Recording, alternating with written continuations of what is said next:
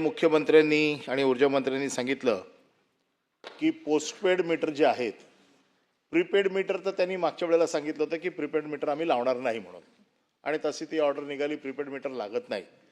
परंतु पोस्टपेड मीटरच्या बाबतीमध्ये हे जे स्मार्ट मीटर जे लागत आहेत याच्या बाबतीत लोकांच्या मनात शंका आहे, आणि आम्ही वारंवार इलेक्ट्रिक कंपन्यांशी संपर्क साधतोय की लोकांच्या मनातल्या शंका दूर करा. कारण कुठली स्मार्ट गोष्ट येते त्यावेळेला त्याचे जसे फायदे असतात तसे त्याचे तोटे देखील काही असतात. आणि म्हणून मी इलेक्ट्रिक कंपन्यांशी वारंवार संपर्क साधून त्यांना सांगतोय की या 2 मीटरमधला फरक दाखवा आम्हाला, या 2 मीटरच्या डेमो द्या, काही ठिकाणी तुम्ही दाखवा, त्याचे प्रयोग करा, आणि 1 महिन्याच्या अंतर्गत लोकांना कळू देत की बाबा याच्यामध्ये कमी बिलं होत आहेत, जास्त होत आहेत, काय होत आहेत.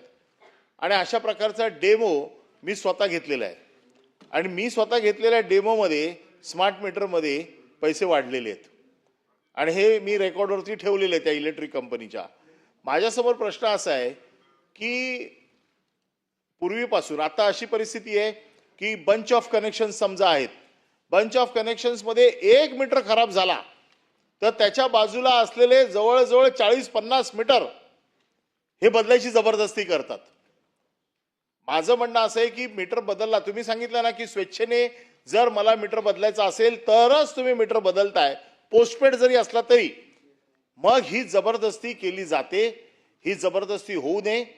दुसरा महत्त्वाचा विषय असा आहे की पूर्वीपासून आता मुंबईमध्ये समजा टाटा आहे, मुंबईमध्ये अदानी आहे, मुंबईमध्ये BST आहे, मुंबईमध्ये एका पार्टमध्ये MSEB आहे. तर त्या कंपन्या आपापल्या ज्या पद्धतीने आपले स्वतःचे मीटर जे काय बदलायचे असतील ते बदलतील. आत्ता जी आम्हाला माहिती मिळते आहे, कदाचित मुख्यमंत्र्यांकडे त्याच्यापेक्षा जास्त माहिती असेल, की हे सगळं काम अख्ख्या महाराष्ट्राचं, म्हणजे MSEBचं पण, BSTचं पण, टाटाचं पण, हे फक्त 3च कंपन्यांना दिलेलं आहे. आता ह्या 3 कंपन्यांमध्ये सगळ्यात मोठी कंपनी अदानी आहे. आता हे जर रिंग असेल अशी, आणि हे जर सगळे मीटर असे आडमार्गाने सक्तीचे केले जाणार असतील, आता एक साधी गोष्ट मुख्यमंत्री महोदय आपल्या निदर्शनास आणून देतो. आपलं एक महाराष्ट्र सरकारचं सर्क्युलर आहे की OC असल्याशिवाय मीटर द्यायचा नाही. आता आपल्याला माहिती आहे की मुंबईमध्ये स्लममध्ये मीटर जरी बदलायचं असेल तरी देखील देत नव्हते. मग त्या दिवशी भांडून स्लम मधले मीटर बदलायला परवानगी दिली.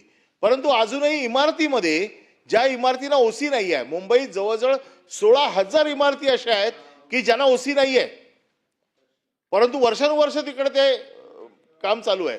हे 2 विषय माझे असे आहेत की एक तर याच्या बाबतीतली मीटरची जी स्मार्ट मीटर आहे याची मोनोपॉली होता कामा नये. याचे तुम्हाला पॅनल बनवा, त्या पॅनलवरती जास्तीत जास्त लोक ठेवा, त्यांच्याकडनं बनवता येते. देतच नाही ना, मी तेच सांगतो ना, कोळीवाड्यात देत नाही. आता म्हणजे स्लममध्ये देतच नव्हते, आता त्या दिवशी भांडून मग स्लममध्ये थोडे मीटर दिले. ते कोळीवाड्याचा प्रश्न आपला गजदर बांधमध्ये तर देतच नाहीयेत आता अजूनही, इमारतीच्या मध्ये पण देत नाहीये. तर कारण ते म्हणतात कोर्टाची ऑर्डर आहे तशी काहीतरी सुप्रीम कोर्टची, तर त्याच्यामध्ये महाराष्ट्र शासनाचं सर्क्युलर आहे. ते हे 2 विषय आहेत माझे की मीटर सक्तीचे असू नयेत, ते सक्तीचे करणार नाहीत. मीटर बदलायचा चॉईस हा कस्टमरला असला पाहिजे, त्याच्या व्हीलने त्याचं पॅनल असलं पाहिजे, जे पॅनल अप्रुव्हल द्याल. वेगवेगळ्या कंपन्यांसाठी वेगवेगळी पॅनल असली पाहिजे. ही मोनोपॉली झाली आहे, ही रिंग मुख्यमंत्र्यांनी तोडून काढली पाहिजे. आणि ज्यांना मीटर आज मिळत नाहीयेत या कोर्टाच्या निर्णयामुळे, सुप्रीम कोर्टाच्या, ते सुद्धा सुप्रीम कोर्टाचा निर्णय उत्तर प्रदेशचा आहे, त्याच्यामुळे मिळत नाहीयेत, तर या 3 बाबतीत लोकांना आपण दिलासा देणार का?